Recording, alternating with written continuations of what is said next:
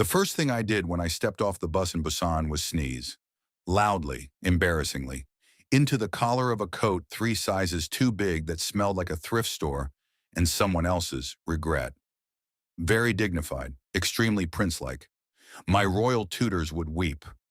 I adjusted the straps of my backpack, looked up at the gray November sky pressing down over Hyundai district, and reminded myself of 3 things. 1, I was dead. Officially, beautifully, bureaucratically dead.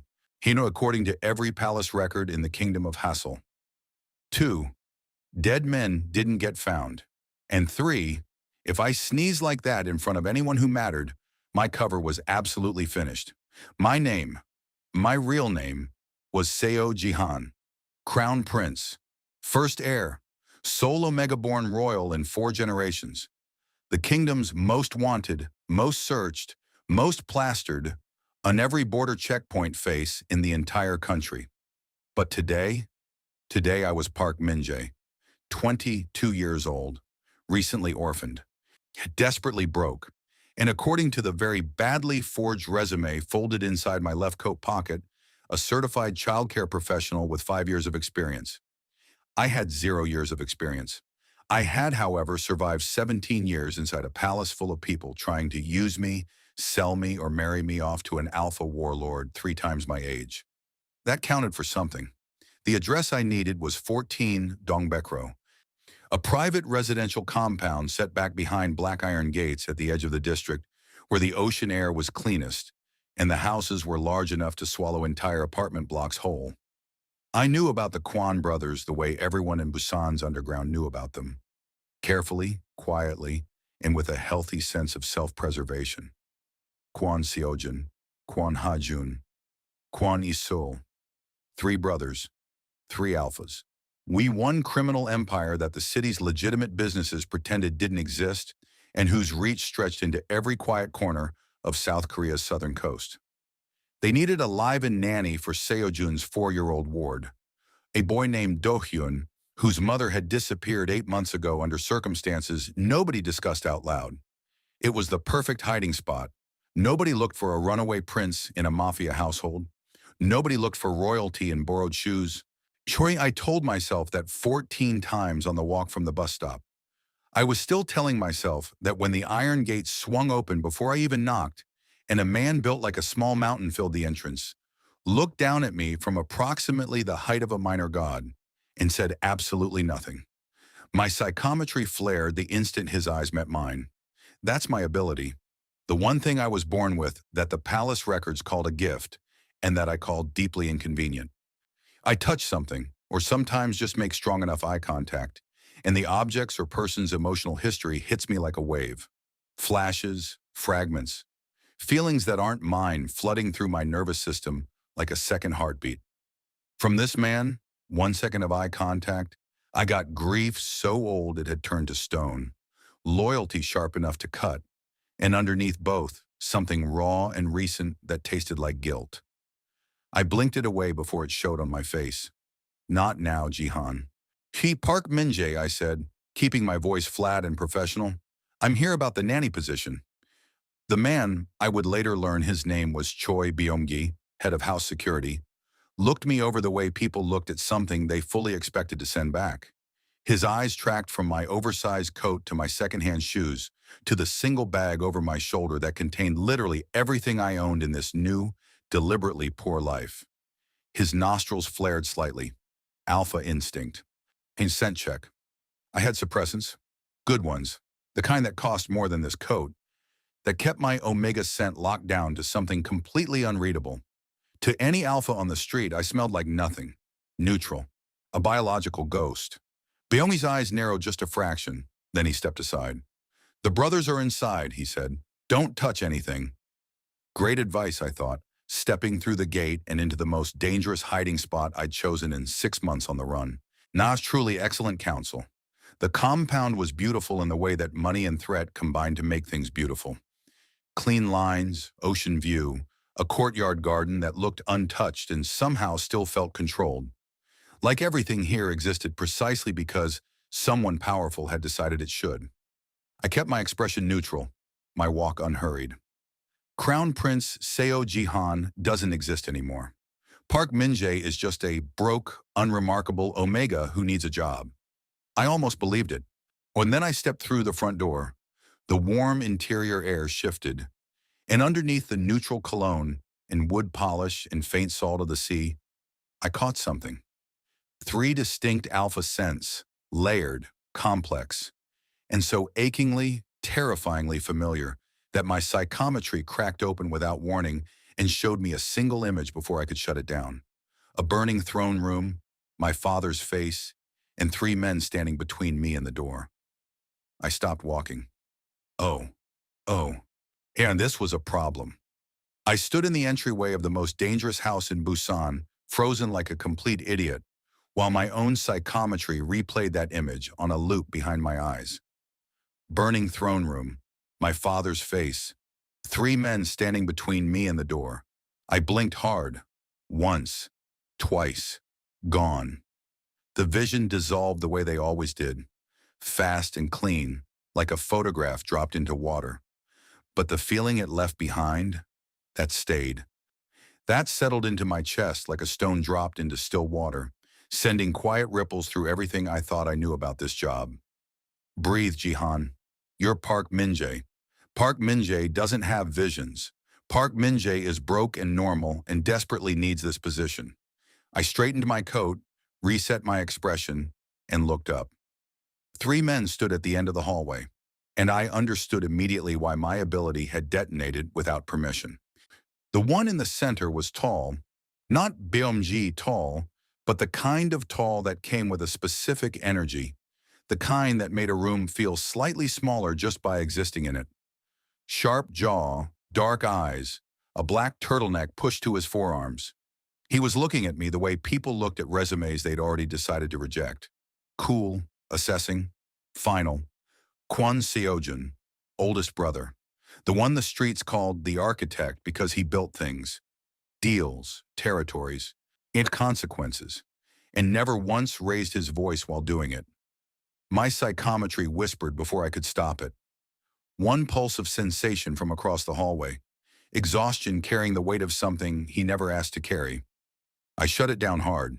To his left stood someone leaning against the wall with the relaxed posture of a man who had never once in his life felt the need to prove himself. Broad shoulders, a slight smile that didn't reach his eyes.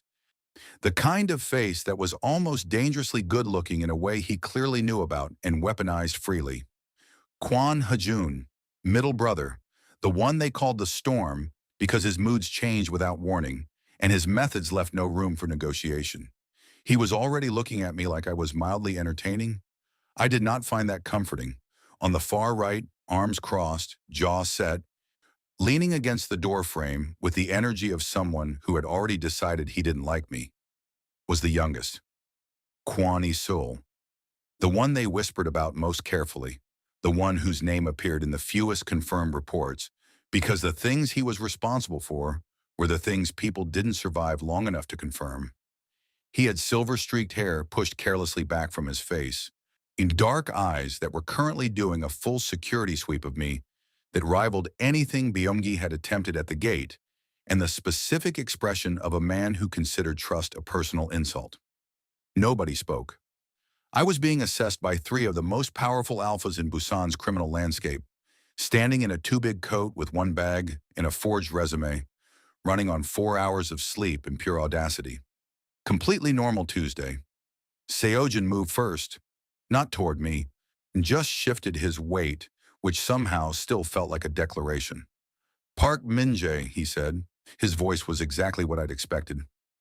Low, even, the kind of voice that didn't need volume to land. You're younger than your application suggested. I get that a lot, I said. I also get results, which is what your application was actually asking for. Hajun's almost smile got a fraction wider. Isol's eyes narrowed. Seo Jihan's expression didn't move at all. Yeah, your previous employer references, Seo Jihan continued, lifting a single sheet of paper I recognized as my catastrophically fabricated resume. 3 families, none reachable by the contact information provided. 2 of them relocated abroad, I said smoothly. The third has a strict privacy policy. I can provide written character statements if the phone trail is an issue. I had no such statements. I would figure that out later. You're an omega, Isul said. First words he'd spoken. Flat. Shut direct, not a question. Observant, I said. Yes. Our last two nannies were omegas, he said. They lasted 11 days and 6 days respectively. Let me guess, I said. Occupational hazard of working in a house with 3 unmated alphas who clearly have no idea how scent management works? Dead silence. Hajun made a sound that was almost a laugh. Seo Jihan set the resume down. What makes you think you'd last longer? Isol asked. Anna, his voice carried the specific edge of someone who wanted me to fail this interview quickly so he could go back to whatever he'd been doing. I looked at him directly, calmly, the way I'd been trained to look at men who wanted me to flinch. Because unlike your last two nannies, I said, I'm not here to impress you. I'm here for Dohyun. Something shifted in the room, small, subtle, but I felt it. Seo Jihan looked at me for one long moment. Then he said, Sara Beomgi will show you your room. That was it. No formal offer, no paperwork, just a sentence that meant you're hired in the language of men who didn't waste words. I followed Beomgi toward the stairs and told myself the relief flooding my chest was about the job.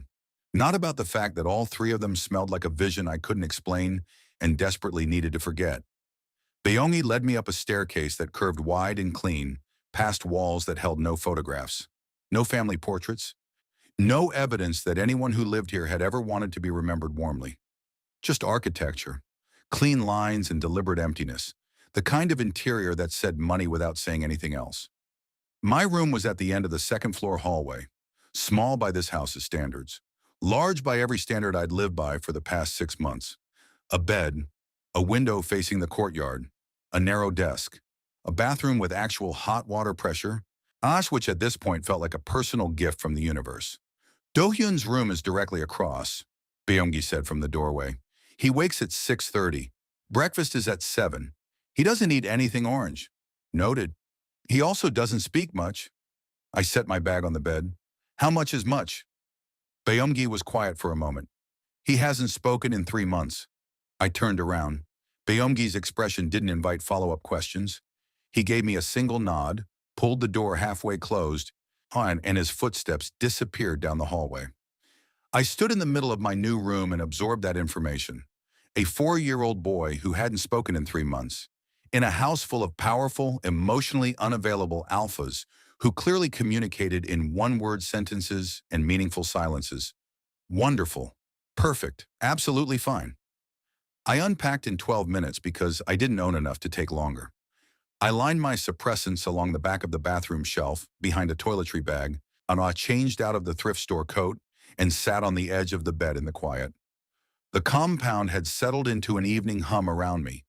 Distant voices downstairs, the ocean somewhere beyond the courtyard wall, the specific quality of silence that large, heavily staffed houses produced when the people inside them were all carefully avoiding each other. I pressed my palms flat against my thighs, closed my eyes, and let my psychometry rest. It wasn't something I could fully turn off. More like a radio that was always on, volume dependent on proximity and emotional intensity. In a house this charged with 3 alphas, this complicated moving through rooms below me, I could feel the edges of it constantly. Pressure behind my eyes, the ghost weight of other people's histories pressing against my awareness, like hands against glass. I'd learned to manage it over years of palace life. I'd learned to manage a lot of things. A sound cut through the quiet, small, deliberate. The 3 knocks on my door, each one careful and evenly spaced, like someone who had practiced the motion. I opened the door. Dohyun was 4 years old and looked at me with the largest, most serious eyes I had ever seen on a human face that small. He was wearing pajamas printed with small blue whales, holding a stuffed rabbit by one ear, and standing in the hallway with the posture of someone who had made a considered decision to be here. He didn't speak. He just looked at me. I crouched down to his level.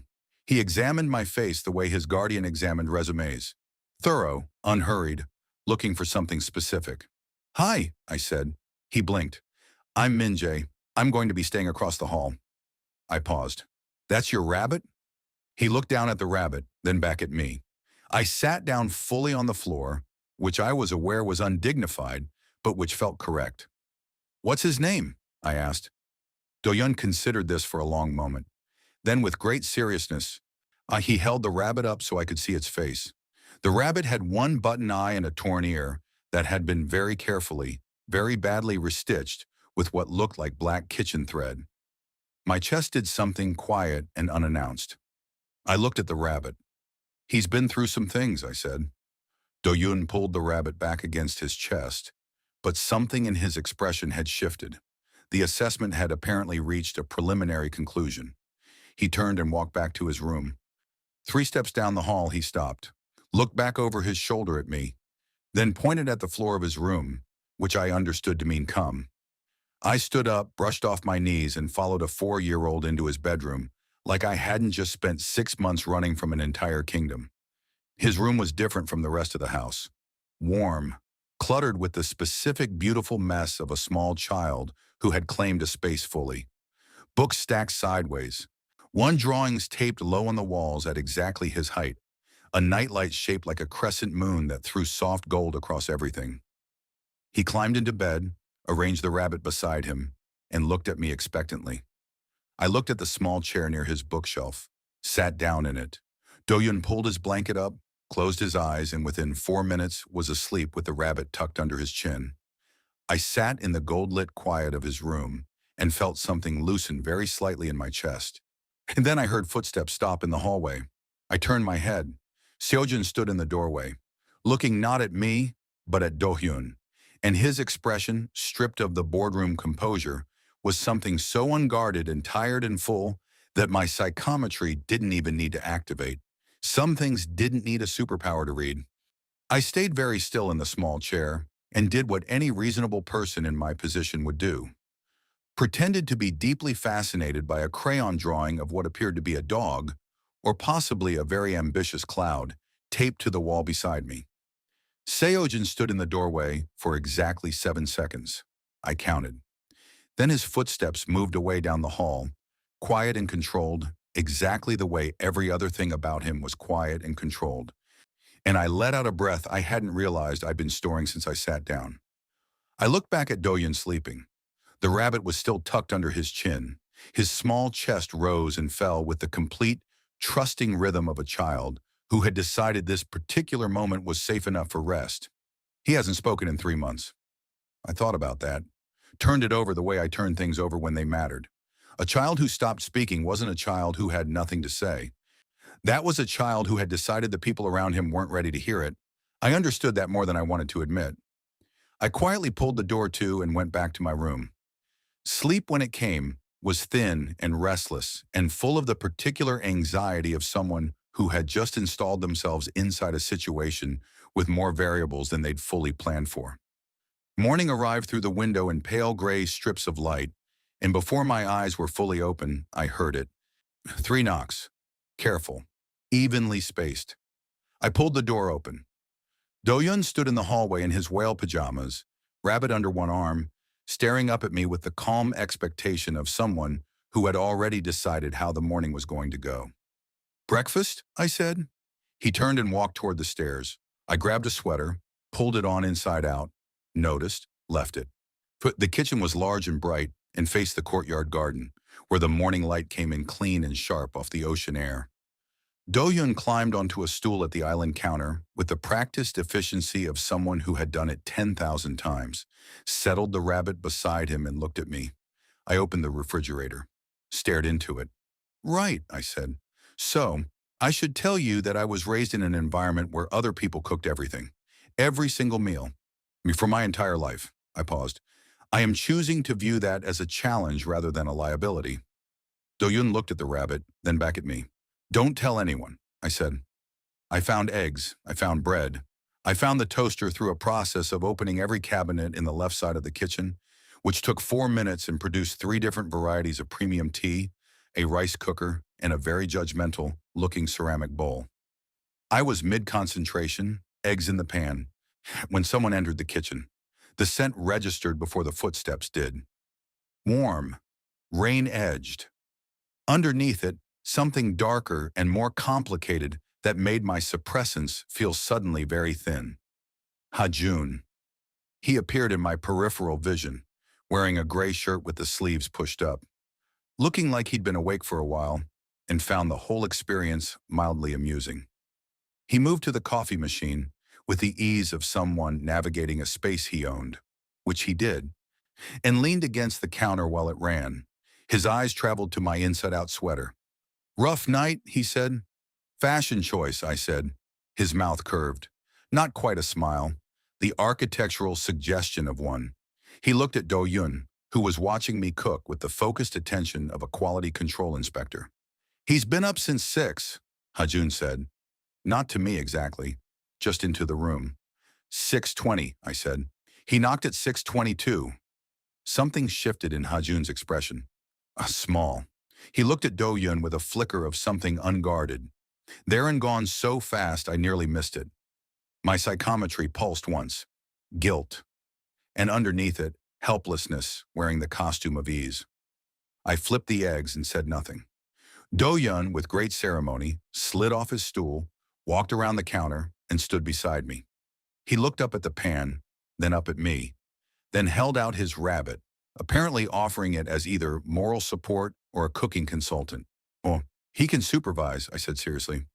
"What's his area of expertise?" Dohyun placed the rabbit carefully on the corner of the counter, where it had a clear view of the pan. Hajun made a sound behind me that was absolutely, undeniably a laugh, quickly converted into a cough with the effort of a man who had a reputation to protect. I plated the eggs, put the toast beside them, set it in front of Dohyun, who examined everything carefully, then picked up his fork. He took one bite. He looked at the rabbit, then he looked up at me and gave a single solemn nod. "High praise," I said. "First time he's done that," Hajun said quietly from behind his coffee cup. His voice had lost the ease, just for a moment, just enough to sound real. I kept my eyes on the pan. "Done what?" I asked. A pause. "Approved anything," Hajun said. The kitchen went quiet except for the small, careful sounds of Dohyun eating breakfast like it was important work. And somewhere above us, I heard Seo Jihan's door open. His footsteps came down the stairs with the same energy as everything else about him. Measured, deliberate, like each step was a decision he'd already made 3 moves in advance. He appeared in the kitchen doorway in a dark dress shirt, sleeves buttoned, looking like a man who considered being fully composed before 7 a.m. A basic personal standard. His eyes moved across the room in order. Hajun at the counter, me at the stove, then Dohyun, eating with focused concentration, rabbit positioned as official breakfast witness. Something in Seo Jihan's posture shifted. Not much. Just a fraction of the architecture loosening. He crossed to the coffee machine without a word, poured a cup, and stood at the far end of the counter.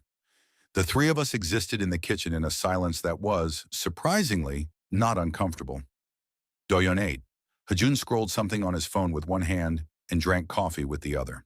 So Seo Jihan read through a document he'd brought downstairs, his eyes tracking the page with the focused economy of someone who didn't waste attention. I cleaned the pan, wiped the counter, and told myself this was fine. This was completely fine. I was a nanny in a kitchen, making breakfast. Not a runaway prince with a psychometric ability and a forged identity, hiding from an entire kingdom inside a mafia compound. Completely. Fine. My phone buzzed in my sweater pocket. I didn't react visibly. Trained from birth, useful now. But my stomach dropped 3 floors. Only one person had this number. A palace contact I trusted with a degree of desperation rather than genuine confidence. A young archivist named No Yunchan, who had helped me disappear 6 months ago, and who only ever reached out when something had changed. Something had changed. I excused myself with the kind of calm that cost me significant internal effort. Walked to the hallway, and looked at the message. They found the trail to Busan. Royal Guard unit dispatched. Be careful, G. I stared at the screen. Then I turned the phone face down against my thigh and stood in the hallway of a mafia compound with the ocean light coming through the window at the end of the corridor, breathing carefully through the spike of cold fear trying to climb my throat. 6 months. I had been invisible for 6 months. Busan was supposed to be the city where the trail went cold. Here, too large, too busy, too full of people who minded their own survival to notice one unremarkable Omega with a bad coat and a forged resume. But Royal Guard units didn't dispatch on guesses. They dispatched on confirmation. Someone had seen something, or said something. I pressed my back against the wall, closed my eyes for exactly 4 seconds, and did what my mother taught me before she died. Counted the things I could control. Location, secure for now. Identity, intact. The suppressance, holding. Cover, established, even if only by 12 hours. 4 seconds. Then I pushed off the wall and walked back into the kitchen. Dohyun had finished eating and was now showing Seo Jihan the rabbit with the specific gravity of a formal introduction. Seo Jihan was looking at the rabbit with an expression that suggested he was taking the introduction seriously, which cracked something small and inconvenient open in my chest. Hajun glanced up when I came back in, and his eyes dropped briefly to my hand, where I was holding the phone a fraction too tightly. I set it on the counter, relaxed my grip, smiled at Dohyun. "What do you want to do this morning?" I asked him. Dohyun looked at the window, then at me. Then he slid off his stool, went to the hallway, and came back 30 seconds later, carrying a pair of small rain boots and a look of absolute intention. "Garden," I translated. He pointed at my feet. "I need shoes first," I agreed. "Give me 2 minutes." I went upstairs, closed my door, sat on the edge of the bed and let myself have exactly 90 seconds of genuine fear. The kind that lived in the stomach and tasted like copper. The kind that came with images attached. Palace corridors, my father's advisors. The treaty that had my name written into it before I was old enough to understand what being written into a treaty meant. They wanted me back for one reason, an arranged mating bond. Was a political alliance with a northern alpha lord whose territory controlled the kingdom's eastern trade routes.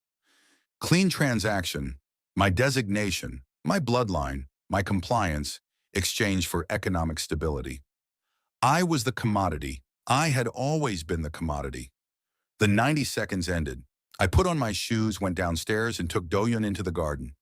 The morning air was sharp and salt clean. Emma and Dohyun moved through the garden with the serious purpose of a small person conducting important research. I followed, hands in my pockets, watching him crouch to examine something near the stone path. I didn't hear a soul until he was already there. He stood at the garden's edge, arms crossed, watching me with the flat, measuring attention he'd had since the interview. Like I was a variable he hadn't finished calculating.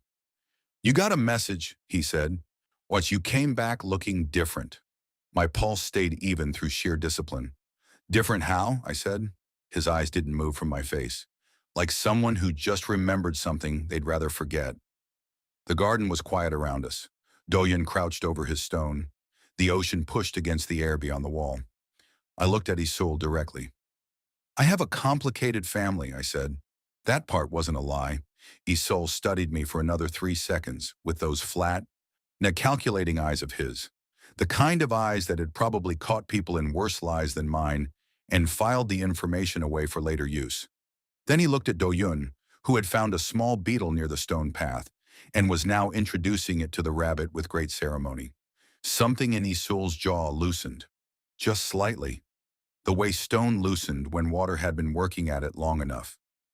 "He likes you," Isul said. His voice carried no particular feeling about that fact.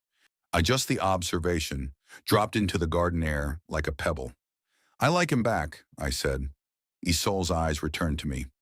"The last nanny lasted 6 days," he said. "You know why? Scent incompatibility issues, I assumed." "She asked too many questions," he said flatly. "About the house, about our business, about Dohyun's mother." I held his gaze without flinching. "I'm not interested in your business," I said. "I'm not interested in anything that doesn't involve Dohyun eating breakfast and sleeping through the night. That's the entire scope of my professional ambition." A long pause. "Good," Isul said. He pushed off the wall and walked back inside. I turned back to the garden and released the breath I'd been managing. Dohyun looked up from his beetle investigation and studied my face with that quiet, ancient-eyed attention of his. "He's friendly," I told him. "In the way that very sharp things are friendly. Technically harmless if you're careful." Dohyun looked at the door Isul had gone through. Then he reached over and patted my knee twice. Consoling. Definitive. I stared at him. Did you just comfort me? He picked the rabbit back up and returned to the beetle. I made a mental note that Dohyun was possibly the most emotionally intelligent person in this entire compound, which was both impressive and slightly alarming, given that he was 4. The morning stretched into midday with a quietness that felt almost domestic. Dohyun and I moved through the house in our own small orbit. I read to him from a picture book I found on his shelf, sitting on the floor of his room, while he arranged and rearranged a set of small wooden animals, with the focused seriousness of a military strategist. I didn't push conversation. I didn't fill silences that didn't need filling. He brought me things. A smooth stone from the garden. A drawing of what I chose to interpret as 2 people standing next to a very large rabbit. A cup of water that he carried in both hands, with the concentration of someone transporting something precious. I accepted all of it like it was. Around midday, I took him to the kitchen for lunch. Seo Jihan was at the dining table with a laptop and 3 phones, operating with the quiet intensity of a man running several complex situations simultaneously. He glanced up when we came in.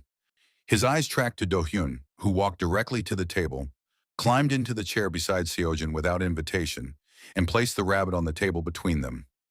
Seo Jihan looked at the rabbit. Then he reached over, without breaking his phone call, and straightened the rabbit so it was sitting upright. Dohyun watched this correction, considered it, and nodded approval. My psychometry pulsed, not from Dohyun, from Seo Jihan. A wave of sensation so sudden and specific it nearly made me grip the counter. Familiar. The feeling was familiar, like an echo of something I'd felt before, in a different life, in a different room, associated with safety and something older than memory. I turned away fast, gripped the refrigerator handle, let the cold metal anchor me. That had never happened before. My ability read histories, trauma, emotion. It didn't produce feelings I recognized from my own past, unless the history it was reading was somehow connected to mine. I stood at the open refrigerator seeing nothing inside it. The vision, the burning throne room, 3 men at the door. My heart was suddenly too loud in my own ears. You've been staring at the refrigerator for 40 seconds. Hajun. Behind me at the kitchen entrance. Jacket on now, keys in hand, watching me with that almost smile that I was quickly learning meant he'd noticed considerably more than he was letting on. I'm deciding, I said. Between what? Everything in here and my life choices. His almost smile got slightly more actual. He crossed to the counter, picked up an apple from the bowl, and looked at me with lazy, dangerous attention. You're interesting, Park Min-jae, he said. I'm a nanny, I said. I'm the least interesting person in this house. He bit into the apple, chewed, looked at me. Sure, he said in the tone of someone who believed the opposite completely. He left. Now I stood in the kitchen, heart still too loud, psychometry still humming with that impossible echo of familiarity, and understood with the slow, cold clarity of someone watching a problem get significantly bigger, that staying invisible in this house was going to be much harder than I'd planned. Because the Quan brothers didn't just feel dangerous, they felt like something my blood already recognized, and I had absolutely no idea what to do with that. Hey, if this story has you hooked already, you are not alone. Drop a comment telling us which brother you think will figure out the truth first, because things are about to get so much more complicated. If you are new here, hit subscribe and turn on notifications so you never miss what happens next. The next part is where everything starts to crack open. You do not want to miss it. I stood in the kitchen for another 30 seconds, then did the only sensible thing available to me. I made Dohyun a sandwich, cut it into 4 precise triangles the way he'd silently indicated he preferred yesterday, and carried it to the table like a person whose blood was not currently having an existential crisis. Dohyun accepted the plate with his usual solemn nod. Seo Jihan had moved his calls to another room, leaving behind only the ghost of his scent and one of his phones face down on the table, which was either an accident or the most casual display of trust I'd witnessed from him. I sat across from Dohyun and watched him eat. My mind was doing the thing I hated most, which was working a problem without my permission. Pulling at threads I couldn't afford to pull. The vision, the familiar pulse from Seo Jihan. The way Hajun's scent had hit me that first morning like something my nervous system had already filed under known. I pressed my palms flat against the table. Stop. The front door opened. Then came voices. Two of them. One was his soul, sharp and clipped. The other was unfamiliar, male, carrying the specific authority of someone who introduced himself with his title before his name. My hearing sharpened. Routine inquiry, the unfamiliar voice said. We're conducting outreach across the district. A person of significant interest to the crown was traced to Busan. Young, Omega, traveling alone. Every cell in my body went completely still. Dohyun looked up from his sandwich at my face. I smiled at him. Steady, easy. Or the palace smile I'd spent 17 years perfecting. Keep eating, I said softly. Those triangles aren't going to finish themselves. In the hallway, Isol's voice was flat and bored. We run a private residence. We don't track omegas passing through the city. Of course. A pause, papers shifting. If you or anyone in your household encounters an omega matching this description, the Crown requests immediate notification. There is a considerable reward for verified information. Noted, Isol said. The word carried all the warmth of a closed door. Footsteps. The front door. Silence. I counted my own heartbeats. Got to 11 before I trusted my face again. Dohyun had stopped eating. He was watching me with those enormous, serious eyes, rabbit held against his chest. I'm fine, I told him quietly. He didn't look convinced. Smart kid. Isol appeared in the kitchen doorway 30 seconds later.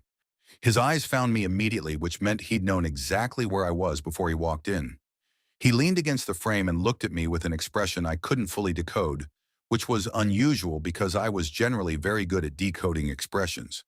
This one was layered, calculating on the surface. Underneath it, something that looked almost like a question he hadn't decided to ask yet. Royal Guard, he said. Just that. I heard, I said. Interesting timing. You arrived yesterday. They come today. My heart was perfectly steady. Years of court training finally earning its keep. Busan is a big city, I said. Royal Guards conduct district sweeps regularly when there's an active search. It's procedural. You know a lot about Royal Guard procedure, Isol said, for a nanny. The kitchen felt smaller than it had this morning. I read, I said. He pushed off the frame and walked toward me.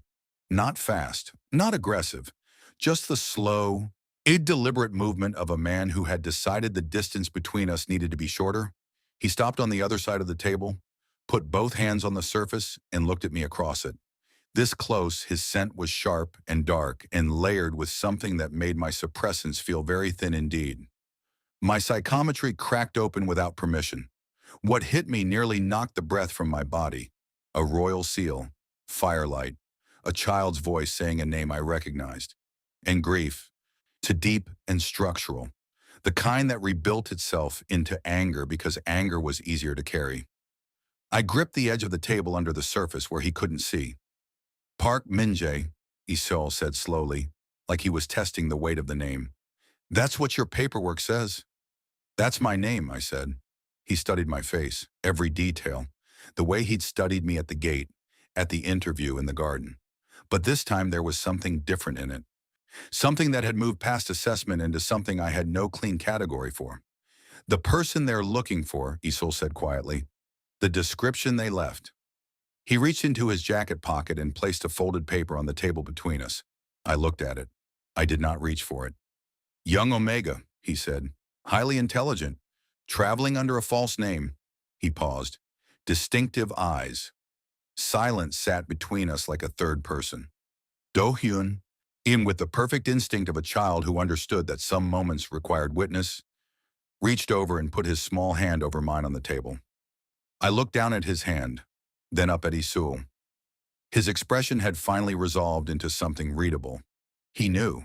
He had known since the garden. Maybe longer. What are you going to do? I said. My voice was quiet and even, and cost me everything to keep that way. Isul looked at me for a long moment. Then he picked up the paper, folded it, and put it back in his pocket. Make better sandwiches than that, he said.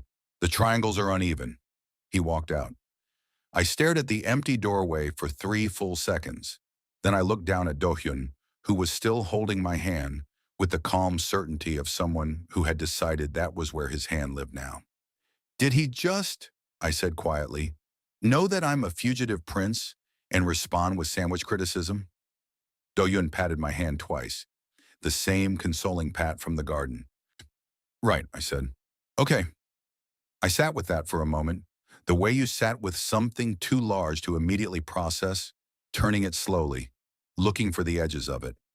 Isol knew. He had the description. He had looked at my face and matched it to a paper issued by the Royal Guard of Haesol, and then put that paper back in his pocket and criticized my knife work, which meant one of three things. He was waiting for a better moment to use it. He was deciding what it was worth, or he had, sheer for reasons I couldn't yet map, chosen to say nothing. None of those options were fully safe. All of them were better than what should have happened. I squeezed Dohyun's hand once, then stood up and cleared the lunch plates with the focused energy of a person who needed to do something with their hands before their brain caught fire. I had just set the last plate in the rack when my psychometry fired again. Not a pulse this time. A full wave. Because Seo Jihan had walked back into the kitchen, and this time he was close enough that the residual charge from whatever I'd felt earlier hit me with the force of something that had been waiting for proximity. I gripped the edge of the sink. The vision came fast and fragmented. A formal room, a document with royal insignia. Seo Jihan's hands, younger, signing something with the stiff posture of a person being watched, and a voice I recognized as my father's saying, "The arrangement protects both our interests." I released the sink, turned the tap on, ran cold water over my wrists and told myself to breathe. Seo Jihan set his cup in the rack beside me. "You don't have to clean up after us," he said. "It's fine," I said. "I find it calming." A pause. "Do you need calming?" I turned the tap off, dried my hands, turned to face him with every palace wall I own stacked firmly in place. "I need to understand something," I said. How? Because apparently the day had reached the point where careful was less useful than direct. "The royal guard came to your door this morning." Seo Jihan's expression didn't move. "Isol handled it," he said. "I know, I heard." I held his gaze. "I also know that Isol is not a man who handles things without informing you." A long silence settled between us. Seo Jihan looked at me with those dark, steady eyes that processed everything and returned nothing until he decided to. The kitchen felt like it was holding its breath. "What are you asking?" he said. "I'm asking if I need to leave," I said, straight, clean. "I'm asking if this job has an expiration time I should know about." Something moved in his face. Not much. The faintest shift in the architecture. The way a building shifted before you understood it was settling. "Dohyun ate breakfast this morning," he said. "He approved it formally. He hasn't done that in 8 months." I waited. "Oma, he brought you a stone from the garden," Seo Jihan continued. "He hasn't left the garden gate since his mother disappeared." The kitchen was very quiet. "You're not leaving," Seo Jihan said. Not a comfort, not a reassurance. Just a fact he decided, stated in the same register he used for everything else he'd decided. Final and calm and carrying the full weight of a man who did not revise his conclusions casually. I looked at him. My psychometry was a low hum in the background. And what it was giving me now wasn't a vision, just feeling. Steady and structural and layered so deep, it felt geological. He had known something was coming to his door. He had positioned himself to absorb it before it reached anything he was protecting. "Why?" I said, quiet, real. Seo Jihan was silent for a moment. Then Hajun appeared in the kitchen entrance. Jacket gone now, looking between us with the easy attention of someone who had walked into the middle of something and decided to stay. "Choi, because," Hajun said, answering instead, his voice carrying that light surface over deep water. "We are also people who have run from things that had our names on official documents." He looked at me with something that was, for the first time, completely unguarded. "And because Dohyun has been waiting 8 months for someone to stay," Seo Jihan said. I stood between two of the most dangerous men in Busan, one in a kitchen that smelled like salt air and coffee and something my blood kept insisting it recognized, and felt the walls I'd been building for 6 months develop a crack so fundamental I knew no amount of discipline was going to repair it. Dohyun walked in from the hallway, rabbit under his arm. He looked at all three of us.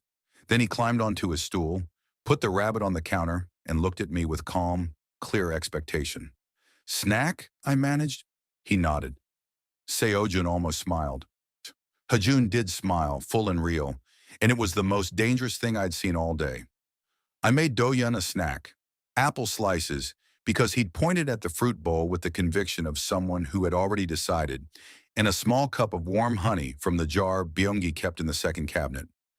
I set it in front of him. He examined it, looked at the rabbit, then began eating with the focused satisfaction of someone whose afternoon was going exactly right. I wished mine was going exactly right.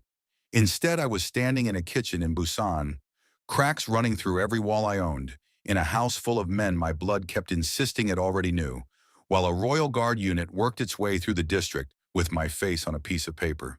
Perfectly right. Absolutely fine. My phone buzzed. I looked at the screen. Yuncheon again. They have a confirmed sighting. Hyundai District. Gee, they're narrowing. You have maybe hours. Now, I set the phone face down on the counter. Hours. 6 months of running. 6 months of forged names and thrift store coats and suppressants taken on an empty stomach. And it came down to hours in a house I'd been inside for less than 2 days with 3 alphas who smelled like something I couldn't explain and a 4-year-old who had given me a rock as a gift.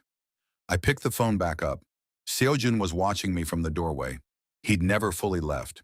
And I was beginning to understand that about him. He positioned himself at the edge of things and watched until he had enough information to act. And then he acted completely. They've narrowed the search to this district, I said. I was tired of managing the walls. They were cracked anyway. I have hours before they reach this street. Silence. Hajun had gone still behind me. The easy manner dropped completely, near replaced by something focused and operational that reminded me these men had not built what they'd built by panicking. Seo Jihan pushed off the doorframe. Then we have work to do, he said. I stared at him. You understand what I am, what they want me back for.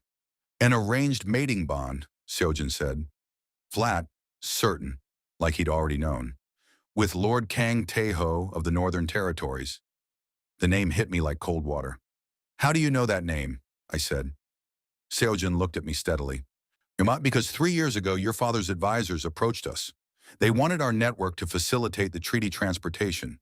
Move you north quietly after the bonding ceremony. The kitchen was absolutely silent. We declined, Hajun said from behind me, his voice stripped of everything light. We don't move people against their will. That's the one line we don't cross. I turned to look at him fully. His expression was open and direct in a way that cost him something to maintain. That's why you felt familiar, I said. The realization moved through me slow and enormous. My psychometry. It kept reading something connected to my own history. It was reading that, the moment your family intersected with mine. We didn't know it was you, Seo Jihan said, not until Isul saw the guard's description. As if the name summoned him, Isul appeared in the kitchen entrance. He looked at me without apology and without pretense. I ran your face against the Royal Archive photographs an hour ago, he said. Crown Prince Seo Jihan, 22, disappeared 6 months ago, officially listed as deceased. He paused. You're remarkably good at being dead. I had motivation, I said. Something shifted in Isol's expression. It wasn't soft exactly, but it was the closest to soft I'd seen from him, and it landed with considerable weight. They won't reach this house, he said. The guard operates on information. We control what information moves through this district. He looked at his brothers. Something passed between the three of them. Wordless. Decided. Seo Jihan looked at me. You're not going back, he said. Not a question. I will never go back, I said. I will burn every document with my name on it before I go back. Then you stay, Seo Jihan said. Not as a nanny. Not under a false name. He held my gaze with the full, unwavering attention of a man making a declaration he intended to keep. Wait as yourself, under our protection, for as long as you want it. My throat tightened. Hajun crossed the kitchen, stopped in front of me, and looked at my face with that unguarded expression that had been slowly dismantling me since breakfast. We're not the kingdom, he said quietly. We don't want anything from you that you don't choose to give. Dohyun climbed off his stool, walked to me, and pressed his small head against my side. Rabbit tucked under his arm, apple juice on his sleeve. Finally, I put my hand on the back of his head. My psychometry opened fully, not triggered, not accidental. I let it open. And what came back from every person in that room hit me simultaneously. Seo Jin's steady, stone-deep resolve. Hajun's warmth, genuine and unperformed. Isol's fierce, complicated loyalty. And from Dohyun, something so clean and simple it made my eyes burn. Safe. This felt safe. I had not felt safe in 6 months. I looked at the three brothers, at the child leaning against me, at the kitchen full of salt air and morning light and the wreckage of walls I no longer had the energy to rebuild. "My name is Seo Jihan," I said, out loud, in full. For the first time in 6 months. Seo Jun nodded once. Ha-jun smiled. Isol said, "We know." 3 weeks later, the royal guard withdrew from Busan. Officially, the search for Crown Prince Seo Jihan was suspended indefinitely. Unofficially, certain documents had been quietly rerouted, certain confirmations had failed to materialize, and the Quan network had done what it did best, which was make inconvenient things disappear without leaving fingerprints. Lord Kang Taiho's treaty collapsed without its foundation. My father's advisors had no one left to negotiate with, and in a compound at the edge of Hyundai district, a formerly dead prince sat on the floor of a 4-year-old's bedroom. He's reading aloud from a book about ocean creatures, while Dohyun leaned against his arm, and the rabbit presided over the proceedings from its position on the pillow. Seo Jin appeared in the doorway. He did that often now, stood at the edges of quiet moments like he was still learning that he was allowed to be in them. I looked up. He looked at Dohyun, already half asleep against my arm, then at me. "He talked today," Seo Jin said. His voice was low and had no composure in it at all. "While you were in the garden. He called you Gigi." My chest cracked open completely and something warm flooded through every piece of it. Hajun appeared behind Seo Jun's shoulder, chin propped on his arm against the doorframe. "Gigi," he said with enormous satisfaction. "It suits you?" "It absolutely does not," I said. Isol materialized behind both of them, arms crossed, silver hair catching the hallway light. Inaran looked at me with the expression I now understood was his version of warmth. "Gigi," he said simply. I looked at the three of them filling the doorway of a small warm room in a city I had chosen as my grave, and found instead had become something I hadn't let myself want in a very long time. Home. Dohyun stirred against my arm, his eyes still closed. "Gigi," he murmured, quiet and certain. I pressed my hand gently over his and looked at the ceiling and smiled so wide it hurt. A crown prince Seo Jihan, I thought. Runaway, fugitive, formerly deceased, currently and completely, for the first time in his entire life, exactly where he was supposed to be. And that is a wrap on our runaway prince and his 3 very dangerous, very devoted alphas. If this story gave you all the feelings, you are absolutely not alone. Dohyun calling him Gigi broke us too. If you are new here, sure hit that subscribe button right now and turn on your notifications because we have so many more stories exactly like this one waiting for you. Every single one of them is built to wreck you emotionally in the best possible way. To everyone who watched all the way to the end, thank you so much. Genuinely. You are the reason we keep creating. Drop a comment and tell us your favorite moment from this story. We read every single one. See you in the next one.